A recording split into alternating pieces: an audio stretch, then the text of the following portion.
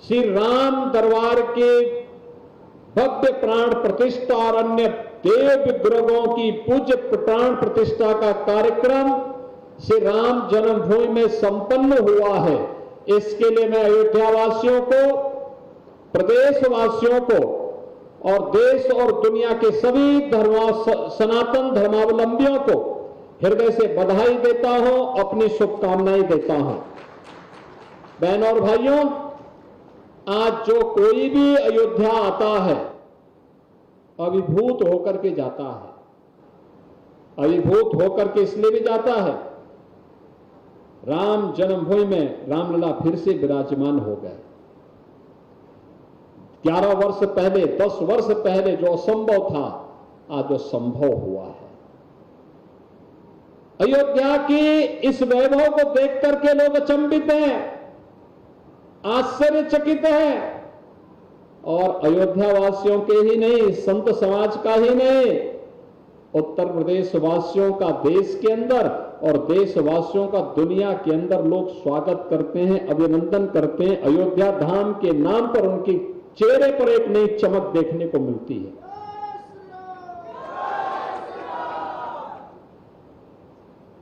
हमारे रामलला तो भव्य मंदिर में आ गए। उत्तर प्रदेश भी अब नए भारत का नया उत्तर प्रदेश बन रहा है, विकास के नित नए प्रतिमान स्थापित कर रहा है, आधुनिक इंफ्रास्ट्रक्चर के लिए,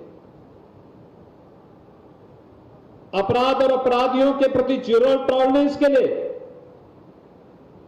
दंगा मुक्त और अपराध मुक्त प्रदेश के लिए, नौजवानों के लिए रोजगार देने के लिए, महिलाओं को सुरक्षा देने के लिए, व्यापारियों को भयमुक्त वातावरण देने के लिए, अन्नदाता किसानों के चेहरे पर खुशहाली लाने के लिए, उत्तर प्रदेश के समग्र विकास की जो रूपरेखा प्रधानमंत्री मोदी जी ने तय की, आज जब जमीनी धरातल पर दिखाई दे रहा है, तो अयोध्या धाम की तरह भी उत्तर प्रदेश भी चमकता हुआ दिखाई दे रहा है। याद करिए, आज से 8 वर्ष पहले दुनिया के अंदर कहीं जाते थे, देश के अंदर कहीं जाते थे, उत्तर प्रदेश के नाम पर लोग नाक भौं सिकोड़ते थे।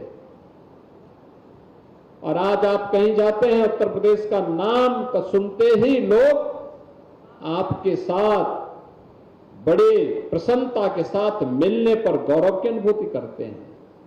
ये होता है परिवर्तन। और बहनों और भाइयों, अयोध्या में अब 4 लेन की सड़कें, रामायण में जिसका जिक्र आता है, आज 4 लेन की सड़कें हैं, 6 लेन की सड़कें हैं, वाटर एटीएम है, अन्य जन सुविधाओं का विकास हुआ है। भगवान राम हजारों वर्ष पहले पुष्पक विमान से अयोध्या धाम आए थे, तब से एयर कनेक्टिविटी बंद थी और पहली बार अयोध्या में इंटरनेशनल एयरपोर्ट का निर्माण कार्य भी संपन्न हुआ है। देश और दुनिया से आपकी बेहतरीन कनेक्टिविटी हुई है। और अब तो अयोध्या सोलर सिटी भी बन गई है। देश की पहली सोलर सिटी अयोध्या बनी है, यानी सूर्य वंश की राजधानी देश की पहली सोलर सिटी के रूप में विकसित करके देश और दुनिया को अपनी ओर आकर्षित कर रही है। इस अवसर पर आप सरयू महोत्सव मना रहे हैं। बहनों और भाइयों, आज विश्व पर्यावरण दिवस भी है और मां गंगा के अवतरण का दिवस भी है। इसी अयोध्या धाम के महाराज भगीरथ ने कठोर साधना की थी। अपने पूर्वज महाराज सगर के पुत्रों के मुक्ति के लिए मां गंगा की धारा को गंगा सागर तक पहुंचाना है। इस संकल्प के साथ उन्होंने एक लंबे समय तक साधना करके देव नदी को इस धराधाम पर लाने में सफलता प्राप्त की और तब से मां गंगा हम सबके उद्धार का कारण बनी हुई है। उद्धार हम सबकी मुक्ति का कारक तो है ही, हम सबकी भुक्ति का कारक भी है। मां गंगा नहीं होती, उत्तर भारत खाने के लिए तरस जाता, भारत खाने के लिए तरस जाता, दुनिया खाने के लिए तरस जाता। दुनिया की सबसे उर्वरा भूमि मां गंगा के कारण हमारे इस क्षेत्र में उत्तर प्रदेश, बिहार, बंगाल में बन पाई है, झारखंड में बन पाई है। ये मां गंगा का आशीर्वाद है। दुनिया का सबसे बड़ा आयोजन मां गंगा के तट पर प्रयागराज की धरती पर होता है और महाकुंभ ने वो दर्शन इस बार करवा भी दिया पूरी दुनिया को कि कैसे आयोजन होने चाहिए। बहनों और भाइयों, मां गंगा के अवतरण दिवस को सरयू महोत्सव के साथ जोड़ करके आज हम यहां पर बने हुए हैं। क्या दायित्व है हमारा? हम अपनी नदियों को गंदा नहीं होने देंगे और ये अविरल और निर्मल रखेंगे। ये नदी देश की आत्मा है, उसकी धमनियां हैं। ये रहेंगी तो धरती माता रहेगी, धरती माता रहेगी तो पर्यावरण रहेगा, पर्यावरण रहेगा, जीव सृष्टि रहेगी, जंतु सृष्टि रहेगी और जीव और जंतु की सृष्टि रहेगी तो आपदा फिर आपका बाल बांका नहीं कर पाएगी, बाल बांका नहीं कर पाएगी। आज उसी को बनाए रखने के लिए सब कार्यक्रम, एक पेड़ मां के नाम, प्रधानमंत्री मोदी जी के इस आह्वान की शुरुआत मैंने इसी मां सरयू के तट पर अभी कुछ देर पहले किया है। मुझे वहां पे वन विभाग ने पीपल, पाकड़, नीम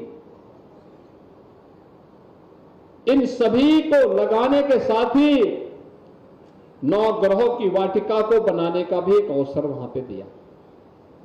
हम सबका दायित्व भी है, हम भी आज से प्रारंभ करें। 15 अगस्त तक एक पेड़ मां के नाम जरूर लगाएं।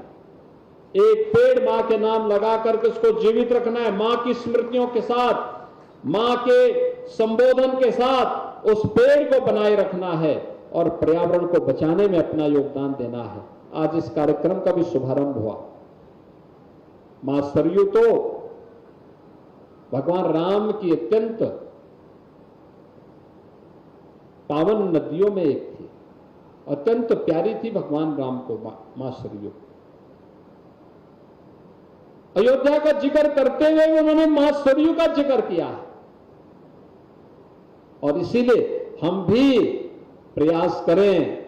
हमने इस बार हर जिलाधिकारी को एक जिम्मेदारी दी है, अपने जनपद में जनप्रतिनिधियों के साथ मिलकर के एक नदी को पुनर्जीवित करना है, उसको गंदगी से बचाना है। कोई ड्रेनेज नहीं, कोई सीवर नहीं गिरेगा, कोई मृत जानवर उसमें नहीं गिरेगा, कोई गंदगी नहीं होगी।